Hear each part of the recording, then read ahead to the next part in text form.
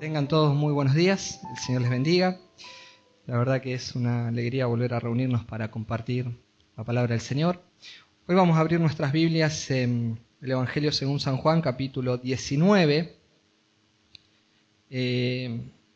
Vamos a compartir desde el versículo 28 al final, hasta el versículo 42. Y con la gracia del Señor hoy estaremos hablando de la gloria de Jesús en su muerte y sepultura. La semana próxima, providencialmente, justo que estamos en víspera de Pascua, nos toca hablar de la resurrección, ¿no? Y créame que en eso no fue programado, es providencia del Señor. Ese día vamos a poder estar compartiendo sobre ese tema. Pero bueno, hoy vamos, con la gracia del Señor, a terminar entonces capítulo 19. Vamos al verso 28, leemos desde ahí, luego oramos y meditamos en esto. Dice la Escritura: después de esto, sabiendo Jesús que todo ya se había consumado, para que se cumpliera la Escritura, dijo: tengo sed. Había allí una vasija llena de vinagre. Colocaron, pues, una esponja empapada del vinagre en una rama de hisopo y se lo acercaron a la boca. Entonces Jesús, cuando hubo tomado el vinagre, dijo: consumado es. E inclinando la cabeza, entregó el espíritu. Los judíos entonces, como era el día de la preparación para la Pascua, a fin de que los cuerpos no se quedaran en la cruz el día de reposo, porque ese día de reposo era muy solemne, pidieron a Pilato que le quebraran las piernas y se lo llevaran. Fueron, pues, los soldados y quebraron las piernas del primero y también las del otro, que había sido crucificado con Jesús. Cuando llegaron a Jesús, como vieron que ya estaba muerto, no le quebraron las piernas.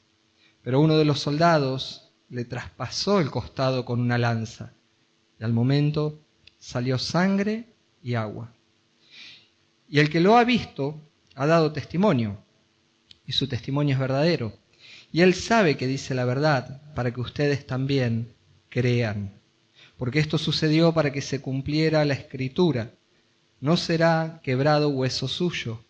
Y también otra Escritura dice: mirarán a aquel que traspasaron. Después de estas cosas, José de Arimatea, que era discípulo de Jesús, aunque en secreto, por miedo a los judíos, pidió permiso a Pilato para llevarse el cuerpo de Jesús. Y Pilato concedió el permiso. Entonces José vino y se llevó el cuerpo de Jesús. Y Nicodemo, el que antes había venido a Jesús de noche, vino también, trayendo una mezcla de mirra y aloe como de 33 kilos. Entonces tomaron el cuerpo de Jesús y lo envolvieron en telas de lino, con las especias aromáticas, como es costumbre sepultar entre los judíos. En el lugar donde fue crucificado había un huerto, y en el huerto un sepulcro nuevo, en el cual todavía no habían sepultado a nadie. Por tanto, por causa del día de la preparación de los judíos, como el sepulcro estaba cerca, pusieron allí a Jesús. Vamos a orar dando gracias y luego meditamos en esto. Padre amado, te damos muchas gracias por la hermosa oportunidad de estar reunidos, de ver a mis hermanos, de juntos poder adorar tu nombre y alabarte. Realmente, Señor, nuestro corazón se inflamaba de gozo, alegría al pensar que la salvación viene de ti, Señor. Y lo que sentía nuestro corazón lo pudimos proclamar con nuestros labios. Pero ahora, amado Dios, oramos para que tú nos hables por medio de tu palabra, que te podamos ver, que te podamos exaltar en tu palabra. Prepara nuestros corazones, Señor, para que la Escritura, Señor, trabaje con nosotros, podamos atesorarla y que produzca fruto en nosotros. Te ruego por mí, Señor, que me des claridad, simpleza, para poder expresar todo el consejo que viene de ti, Señor. Que sea todo esto para tu gloria. En el nombre de Jesús. Amén. Bien, mis queridos hermanos, estamos evidentemente frente a un pasaje que es de un carácter sumamente narrativo, por decirlo de algún modo, ¿no? Pero eso no hace que carece de peso teológico o de valor teológico. Hoy en la porción que vamos a analizar estaremos viendo acerca de la gloria de Jesús en su control soberano sobre los eventos de su muerte. De esto es lo que vamos a compartir hoy. Hace un tiempo el director de cine, Woody Allen, dijo lo siguiente: no es que tenga miedo a morir, simplemente no quiero estar allí cuando esto suceda. Muy paradójico, ¿no? Si hay algo en lo que tenemos una certeza indiscutible en esta vida, es que esta vida justamente termina, aunque el reconocido cineasta Woody Allen quiera huir de la muerte, la realidad es que él no tiene el control sobre la muerte y no sabe cuándo la muerte lo va a venir a visitar. Pero lo cierto es que el único hombre que soberanamente tuvo control sobre la vida y sobre la muerte es nuestro Señor Jesucristo. Por una cuestión elemental, no era un hombre común, Él era Dios hecho hombre. Y aun cuando vamos a ver en el pasaje que hoy vamos a meditar que físicamente estuvo ausente, nos muestra también que seguía en el control de todas las cosas. Y ese control que Jesús ejerció durante su vida y sobre su muerte también, no es otra cosa que está conectado directamente con el propósito de su obra. Una obra que fue perfecta, una obra que fue acabada por completo, a lo cual no hay nada más para agregarle. Nosotros muchas veces nos ponemos objetivos, nos ponemos metas por delante para poder alcanzar, tenemos determinados propósitos en nuestras vidas. Metas que muchas veces por distintas causas o circunstancias no la podemos alcanzar, que quedan a mitad de camino, porque nos debilitamos, porque nos desanimamos, por causa de enfermedad, de la misma muerte.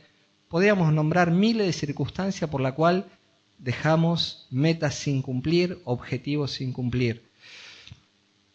Pero yo le pido a usted que imagine por un minuto qué hubiese pasado si Jesucristo no cumplía el propósito, la meta para el cual vino. Qué tragedia sería para nosotros, ¿no? Estaríamos todos perdidos. Pero realmente Jesucristo vino a la tierra a cumplir un propósito, a cumplir con la voluntad del Padre y lo llevó a cabo a la perfección. Y de ahí que son tan trascendentes y tiene tanto peso la palabra de Jesús cuando en la cruz declaró: consumado es. De ahí el peso de estas palabras. Ciertamente el Señor Jesús siempre supo para qué venía y cuál era su misión aquí en la tierra. Al mirar el Evangelio de Juan, cuando él está orando en el capítulo 17, versículo 4, un rato antes de que lo vengan a apresar, dice: yo te he glorificado en la tierra, habiendo terminado la obra que me diste que hiciera. Desde el inicio Jesús sabía que venía, y cuando está orando, unas horas antes de que lo vengan a apresar, él sabe que vino para cumplir con un propósito. Y el versículo 28 del capítulo 19 nos está diciendo que después de esto, sabiendo Jesús que todo ya había sido consumado, desde la eternidad pasada, Jesús sabía muy bien cuál era su misión aquí en la tierra. Versículo 28 dice: sabiendo Jesús que ya todo estaba consumado. Y en el versículo 29 dice: consumado es. Una expresión que según los evangelios sinópticos, mirando Mateo y mirando Marcos, después de que le dieron a beber, cobró evidentemente fuerzas, cobró aliento y hizo la gran proclama, dando un grito, dijo: consumado es. Y la gran pregunta que podríamos hacernos esta mañana: ¿a qué se refiere esto? ¿Qué fue lo que realmente fue consumado? Ese clamor que dio el Señor en la cruz de consumación, ¿a qué se estaba refiriendo? Bueno, claramente lo consumado en la cruz no era otra cosa que la obra de redención que el Padre le había encomendado que haga. Esa palabra que para este tiempo, cuando se va acercando la Pascua, usted la ve por todas las redes sociales, las plaquitas de Face y de tantos lugares que dice tetelestai. En griego es una sola palabra, pero traducida al español se traduce como consumado es. Y el concepto de la palabra griega consumado es tetelestai, es la idea de un pago final, un pago completo. Es un término contable. Una deuda que nosotros teníamos pendiente, que el Señor Jesús en aquella cruz la pagó en forma final y completa.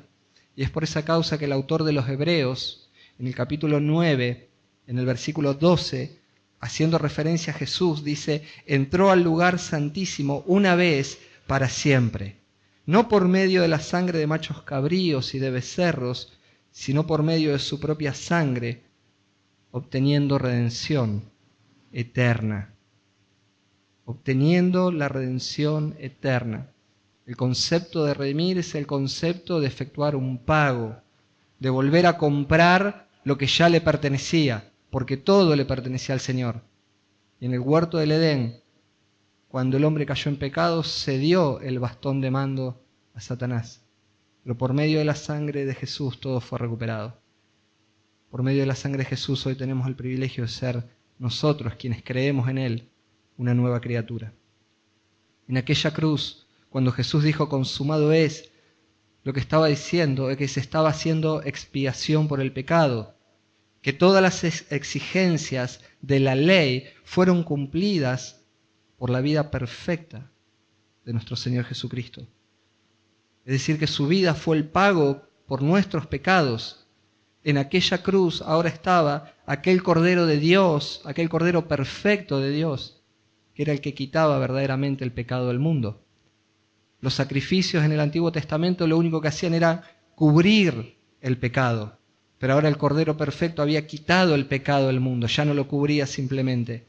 Fue Jesús quien ocupó nuestro lugar en aquella cruz, soportando la ira de Dios que todos nosotros merecíamos y teníamos bien ganada a pulso. En aquella cruz se estaba consumando aquel intercambio glorioso donde Cristo estaba poniendo por nosotros su vida perfecta, su justicia perfecta, y estaba haciendo Él mismo el pago por nuestros pecados. Es por eso que el apóstol Pedro escribe en 1 de Pedro capítulo 3, en el versículo 18, y nos dice: porque también Cristo murió una vez por los pecados, el justo por los injustos, para llevarnos a Dios, muerto en la carne, pero vivificado en el Espíritu. Esto es lo que dice Pedro. Cristo murió una vez. No hubo muchos sacrificios como tienen en el concepto en algunas religiones, que domingo tras domingo están sacrificando a Cristo.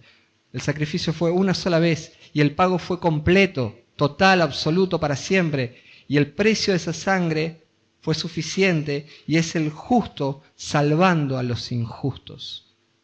Aquel que era sin pecado, pagando por nosotros. Por el derramamiento de su sangre, nuestros pecados fueron quitados y ahora por la fe en Jesucristo, nosotros hemos sido reconciliados con Dios y gozamos del privilegio que tenemos de tener comunión con nuestro Padre Celestial.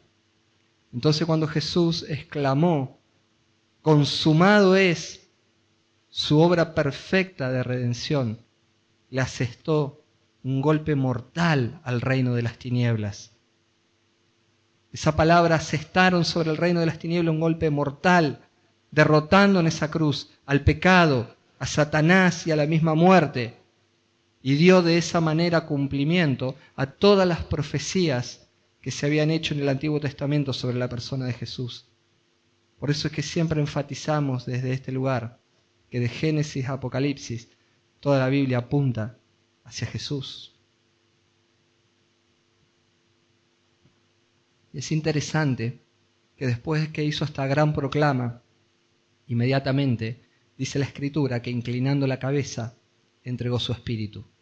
Claramente Jesús nos está mostrando con esto que Él ejerce un control soberano sobre la misma muerte. Porque note que el verso dice: e inclinando la cabeza entregó su espíritu. Nadie le quitó la vida. Él entregó su espíritu. En otra ocasión, el mismo Señor Jesucristo dijo que a Él nadie le quitaba la vida, que Él tenía poder para poner su vida y tenía poder para volverla a tomar. Y vemos en la cruz el cumplimiento de esto. Uno dice, bueno, ya murió. No, Él, en el momento oportuno, en el momento establecido por el mismo Dios y Padre, Él entregó su espíritu. Le entregó su espíritu cuando fue el tiempo determinado. La muerte no los sorprendió, como puede sorprender a cualquiera de los mortales. Las personas no saben cuándo la muerte vendrá sobre ellos. pero fue el Señor el que determinó el tiempo de su partida. Y aún después de muerto en la carne, el Señor, en perfecta unidad con su Padre, con la Trinidad, sigue en el control de todos los sucesos posteriores también a su muerte. En el versículo 31 empieza a decirnos la Escritura que los judíos entonces, como era el día de la preparación para la Pascua, a fin de que los cuerpos no se quedaran en la cruz en el día de reposo, porque en ese día de reposo era muy solemne. Note eso. Entonces pidieron a Pilato que le quebraran las piernas a los que estaban crucificados. Nuevamente nosotros vemos acá lo que es la religiosidad judía. Vemos en esta actitud de ellos nuevamente la hipocresía de estas personas. Porque como están entrando en la tarde, que es la preparación para las Pascuas, si los cuerpos quedaban colgados en la cruz, conforme a Deuteronomio capítulo 21, versículos 22 y versículo 23, la tierra sería contaminada. La tierra se contaminaba si alguna persona quedaba colgando de un árbol o de un madero. Entonces, en virtud de eso están preocupados, y la muerte en la cruz generalmente era una muerte lenta, que podía llevar hasta varios días una persona agonizando, estando crucificada. Y mayormente los romanos no tenían problema en dejarlo varios días ahí. Mientras estaban vivos y estaban agonizando, los cuervos muchas veces empezaban a comerse los cuerpos. Era un espectáculo tremendo, sanguinario. Pero los romanos no tenían apuro en bajarlo. Entonces, por eso, que estos religiosos, preocupados porque los cuerpos no queden ahí y contaminen la tierra, le piden ahora a Pilato que le quiebren las piernas. Y no vamos a explicar el proceso que produce quebrarle las piernas dentro del organismo, porque ya hay niños y demás.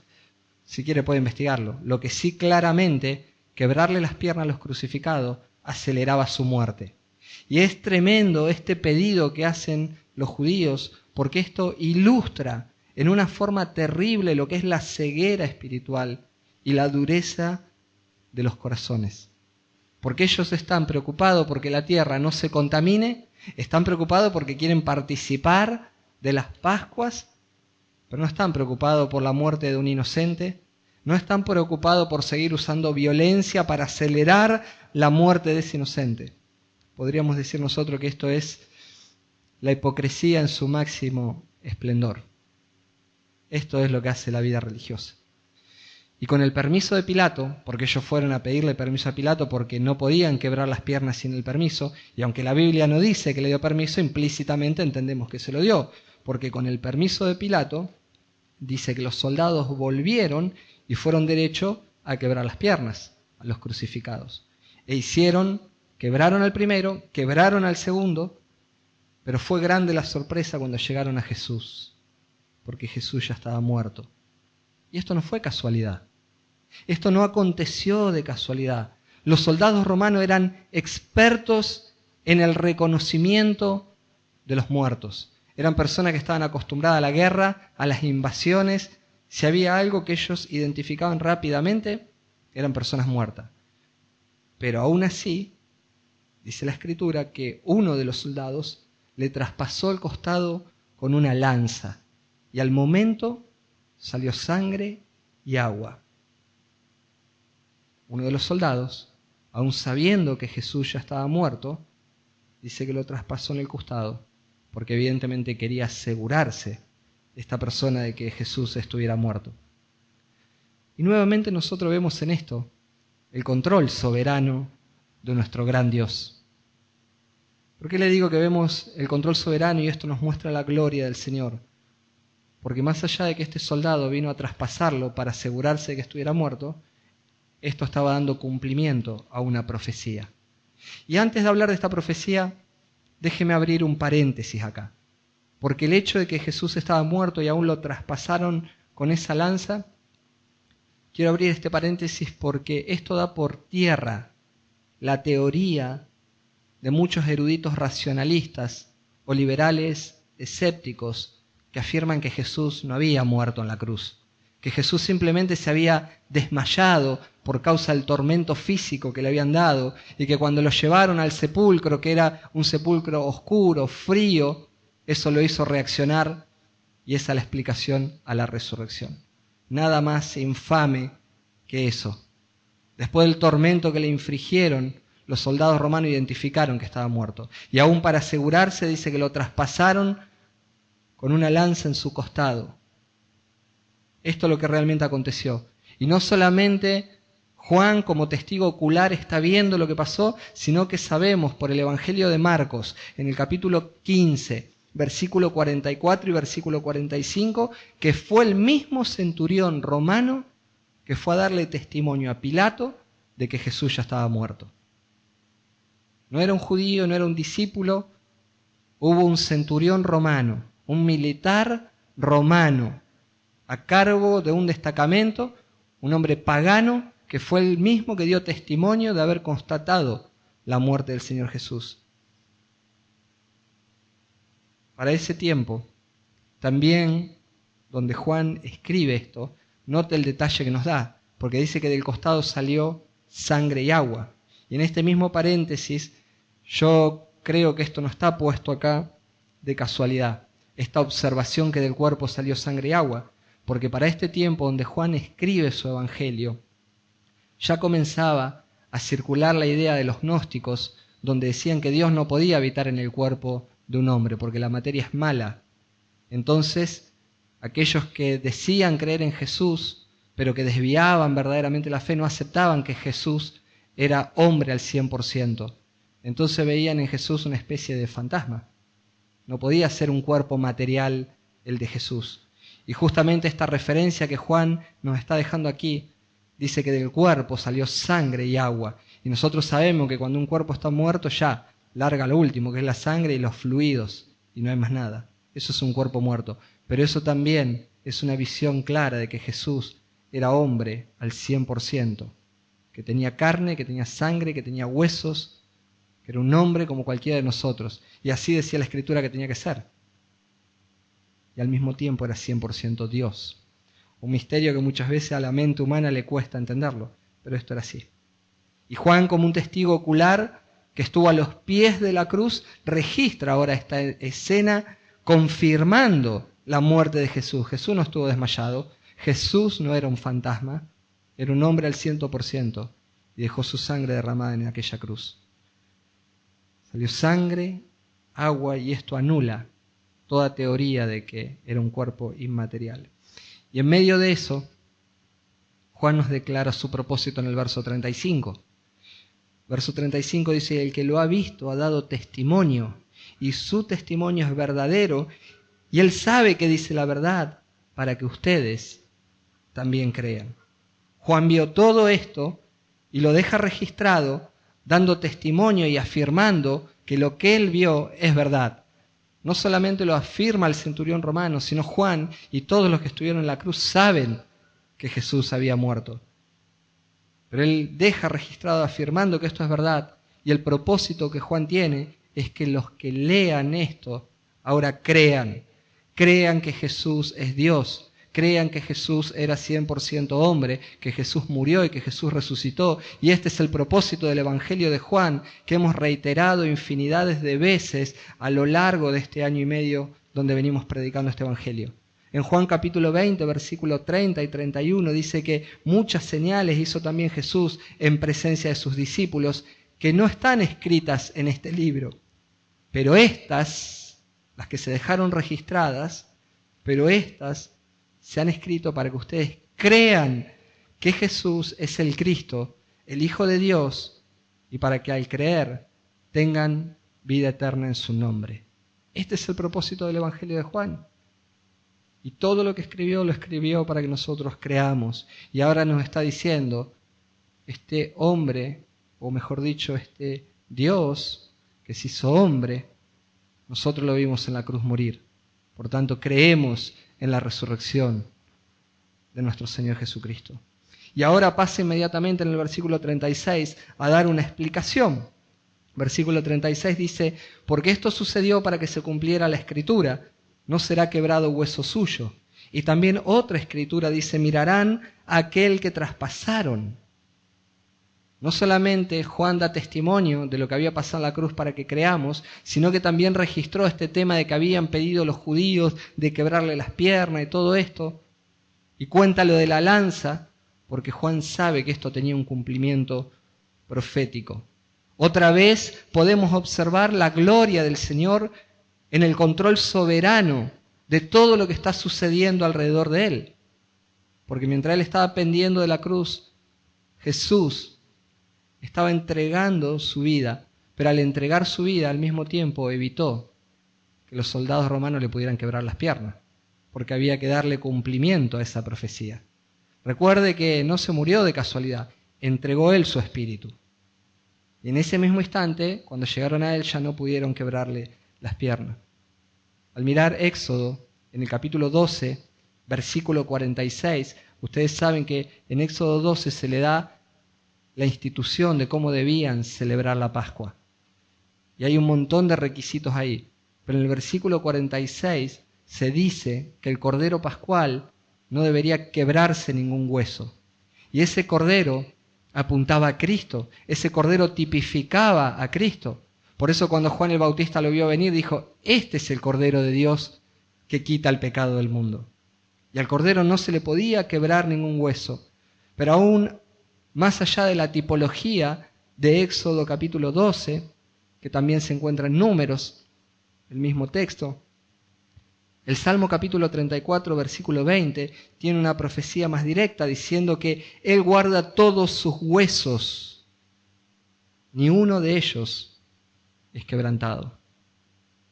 Esto es lo que dice el Salmo 34, en forma explícita, versículo 20. Y no solamente estaba esta profecía de que ningún hueso de Jesús podía ser quebrado, sino que también agrega otra profecía, Juan que está citando en Zacarías capítulo 12, versículo 10. Zacarías 12:10 dice, y derramaré sobre la casa de David y sobre los habitantes de Jerusalén el espíritu de gracia y de súplica. Y me mirarán a mí, a quien han traspasado, y se lamentarán por él como quien se lamenta por un hijo único, y llorarán por él como se llora por un primogénito. El hecho de que el texto de Zacarías dice, me mirarán a mí, a quien traspasaron, está haciendo una clara referencia a Jesús. Está haciendo una clara referencia de que Jesús es Dios. Y esto justamente explica por qué en la cruz aquel soldado fue y lo traspasó con una lanza. Porque tenía que cumplirse la profecía de Zacarías. Y aunque aquel soldado lo único que quería era asegurarse de que Jesús estaba muerto, él estaba ignorando, en realidad, que está respondiendo a la voluntad soberana de nuestro gran Dios para dar cumplimiento a la palabra. Él pensaba simplemente que estaba constatando que Jesús estaba muerto. Pero había una profecía en el libro de Zacarías que hablaba de esto. Y aún esta profecía comenzó en la cruz cuando fue su costado traspasado, pero el cumplimiento final de esta profecía, el cumplimiento perfecto de esta profecía, se dará con la segunda venida de Cristo, cuando el remanente de Israel, arrepentido, hará lamentación de haber asesinado a su Mesías. Porque en el libro de Apocalipsis, en el capítulo 1, versículo 7, dice que Él, haciendo referencia a Jesucristo, Él viene con las nubes y todo ojo le verá. Aún los que le traspasaron y todas las tribus de la tierra harán lamentación por Él. Y concluye el versículo diciendo, sí, amén. Un día el Señor volverá, todo ojo le verá, cuando el Señor venga a establecer su reino aquí en la tierra por segunda vez, todo ojo le verá, y aquellos que le traspasaron harán lamentación para darle cumplimiento perfecto a Zacarías capítulo 12. Y es maravilloso si usted se pone a pensar cuánto tiempo antes se dijo esto que iba a pasar en la cruz. La profecía de Zacarías, el libro de Zacarías, fue escrito entre el 480 y 500 antes de Cristo. Esta profecía que le iban a traspasar se escribieron al menos 500 años antes de que se cumpliera en la cruz. Con respecto al Salmo 34, no podemos ser tan certeros tampoco con la fecha, pero sabemos que el Salmo 34 es un salmo escrito por el rey David. Y David reinó entre 970 y el año 1010 antes de Cristo. O sea que el Salmo 34, años más, años menos, no sabemos si lo escribió y era un pastor, todavía no era rey. Yo le estoy dando la fecha del tiempo del reinado. Pero años más o menos, esta profecía en promedio se escribió 1000 años antes de que aconteciera esto. 1000 años antes se dijo que al cordero no le iban a quebrar ninguna pierna, ningún hueso. 480, 500 años antes se estableció que en aquella cruz lo iban a traspasar. Y esto es lo maravilloso de mirar las Escrituras, cómo todo se cumplió en una forma perfecta en la persona de Jesús. Y esto debe producirnos, hermano, gozo en nuestro corazón. Debe traer convicción a nuestro corazón cuando leemos las Escrituras. Yo no sé qué le pasa a usted, pero cuando yo veo los cumplimientos de la Escritura en la persona de Jesús, a mí se me inflama el corazón. Me emociona ver lo certera que es cada palabra de la Escritura en su cumplimiento perfecto sobre la persona de Jesús. No hay duda de ella. Es extraordinario ver la gloria del Señor controlando todos los eventos en torno a la cruz. Todo lo que está pasando alrededor de la cruz está bajo el dominio, bajo el control soberano de nuestro gran Dios.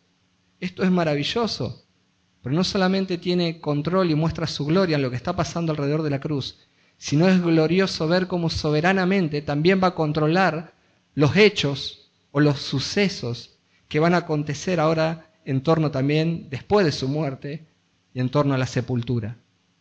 Verso 38,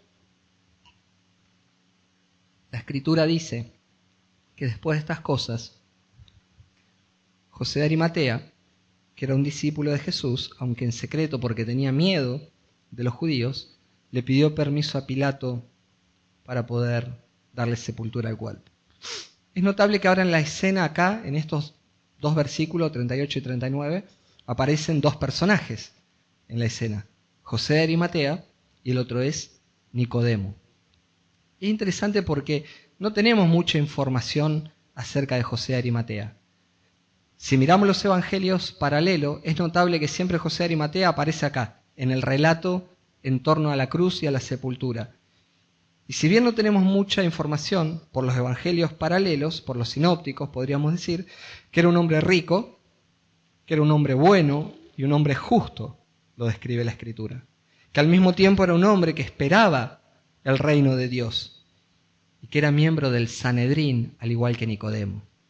El hecho de ser un miembro del Sanedrín, estábamos hablando que pertenecía a este grupo de personas religiosas, a este grupo de 70 ancianos que tenían el deber de velar por la salud espiritual de Israel. Ahora dice que tanto José de Arimatea era un discípulo y sabemos que Nicodemo también iba a Jesús de noche porque tenía miedo a los judíos. Y evidentemente ambos eran discípulos, pero por miedo no lo manifestaban todavía abiertamente. Y es muy interesante que ahora Jesús va a usar a estas dos personas. Es interesante que ambos eran discípulos, pero que hasta aquí nunca se la habían jugado por el Señor, porque andaban escondidos por temor a los judíos. Y en el momento más difícil, en el momento más trágico de la historia, en el momento donde todos los discípulos cercanos empezaron a desaparecer, donde algunos huyeron, donde otros tuvieron temor, donde solo en la cruz estaba Juan, su madre, algunas mujeres.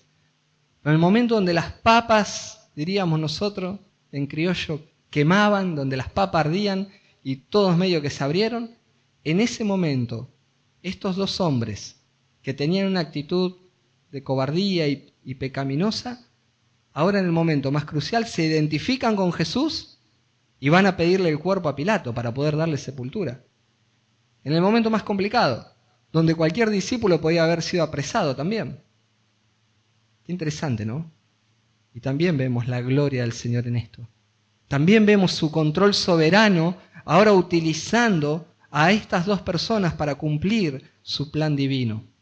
Porque en el versículo 40 dice que ellos tomaron el cuerpo de Jesús y lo envolvieron en telas y en especias aromáticas, como era costumbre de los judíos sepultar. Y al mismo tiempo dice que lo llevaron y que ahí en el huerto había un sepulcro nuevo.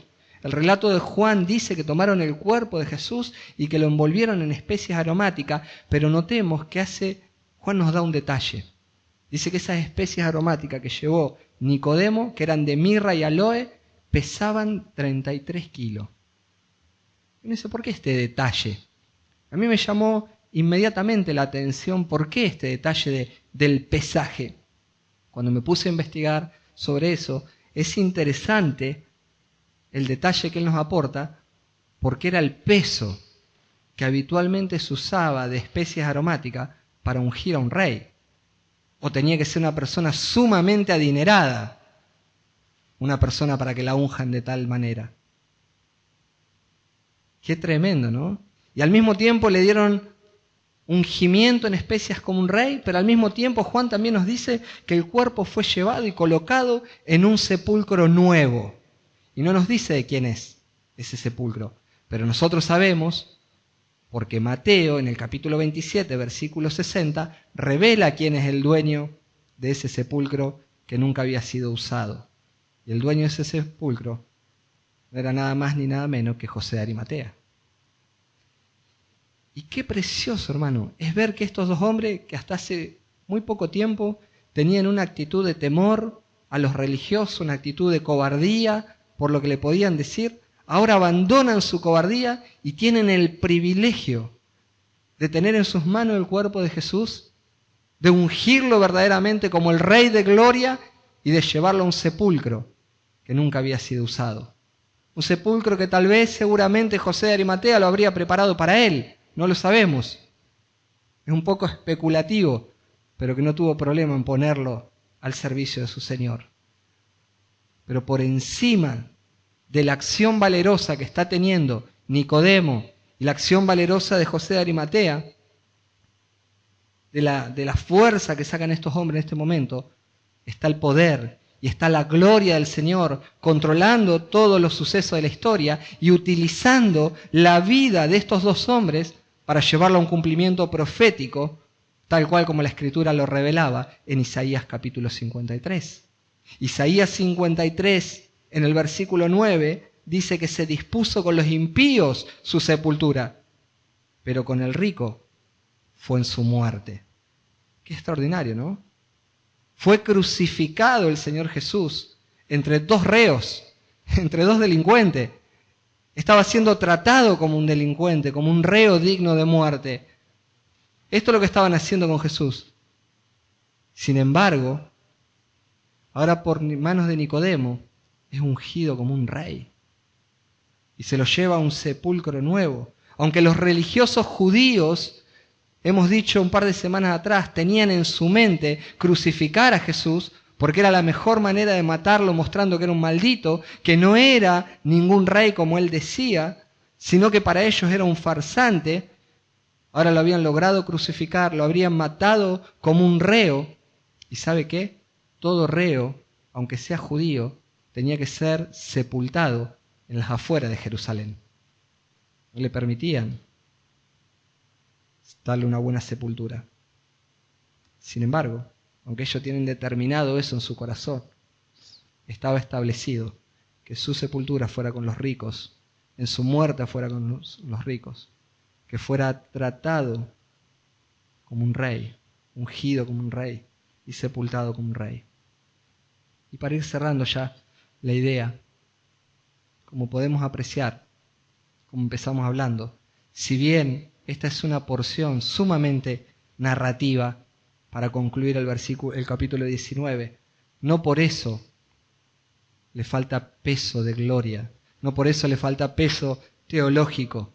Esta es una obra maestra, una muestra del poder soberano de nuestro Señor, estando en control de todas las cosas.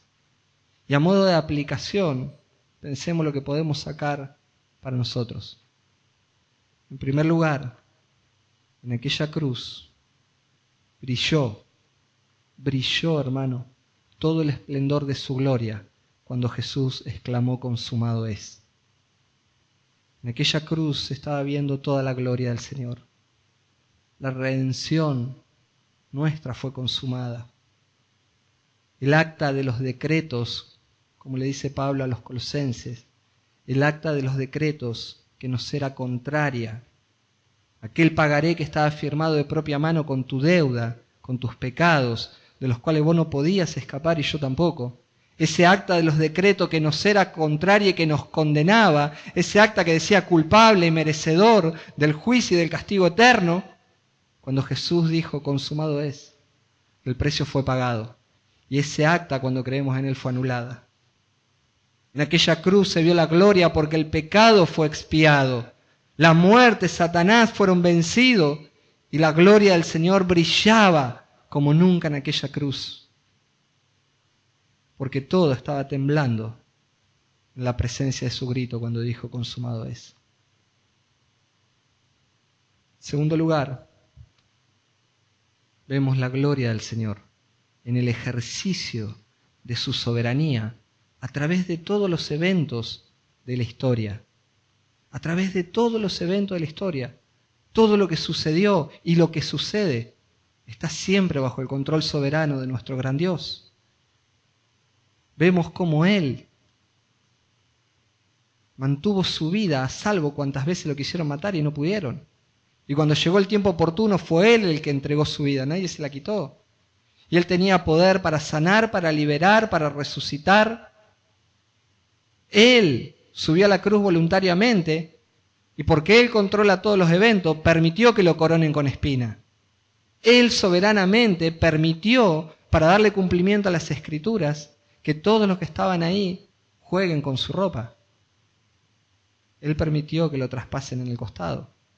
Él fue aquel que movilizó a ese soldado a traspasarlo. Él. Todo estaba bajo su control soberano. Y esto debe llevarnos a nosotros a meditar para aplicar en nuestra vida, pensando en el control soberano que tiene Dios de todas las cosas. Que pase lo que pase en nuestra vida, en mi vida, en tu vida, más allá de lo que pase en este mundo, en lo conocido y en lo desconocido, lo que pase en un país, en la economía, en este virus que está dando vuelta, todo está bajo el control soberano del Señor. Que no cae un pájaro a tierra sin que Dios lo permita. Y comprender la doctrina de la soberanía de Dios, controlando todo, sustentando todo, sosteniendo todas las cosas, comprender esta soberanía y que esto baje a nuestro corazón para convertirse en una verdad, porque esto se puede comprender intelectualmente, pero puede que no esté en tu corazón. Pero comprender y que baje a mi corazón y que crea con todo mi corazón que Dios está en el control, es suficiente para que nosotros encontremos paz. Es suficiente. Hermano, nosotros a veces corremos detrás de un montón de cosas y a veces cuando algo se frustra nos preguntamos, quería hacer esto y no se pudo hacer y se frustró. Ya, tranquilo, el Señor está en el control. Y si Dios no lo permitió, quédate tranquilo que es para tu bien. Quédate tranquilo. Cuando entendemos que Dios está en control y nosotros empezamos a soltar el control en manos de Él, porque a veces queremos volantear. Hermano, no se conduce ningún auto con dos volantes. Hay lugar para un solo conductor. Y debemos aprender a descansar en esto. A veces tenemos que queremos gobernar nosotros. Aprender a confiar, a descansar. Estamos esperando un turno que tenía que hacerse una atención médica, una especie de cirugía a mi esposa, y usted sabe, están orando. Y ya varias veces se pospuso. Y ya, descansamos en el Señor, Él está en el control. Yo no sé por qué uno quisiera hacer todo inmediato, pero descansamos en el Señor. Si se pospuso, Él sabe por qué. Él ve el final de la historia y Él está en el control de todas las cosas. ¿Amén? Esto debería darnos descanso. Esto es muy lindo, poder entenderlo y descansar y tener paz en el corazón. Y por último, en tercer lugar, ya terminando, para también poder aplicar, recordemos que Juan dice que cuando escribió estas cosas estaba dando testimonio de la verdad. Él fue un testigo presencial, un testigo ocular. Dice que él escribió estas cosas porque eran verdad. Y el hecho de que él está dando testimonio de las Escrituras es justamente con el propósito de que nosotros creamos. Con el propósito de que nosotros creamos. Con el propósito de alentarnos a creer en la persona perfecta de Jesucristo. Que Jesucristo es quien dice ser. Que Él es Dios, pero que fue 100% hombre. Y que vino a esta tierra para redimirnos a nosotros.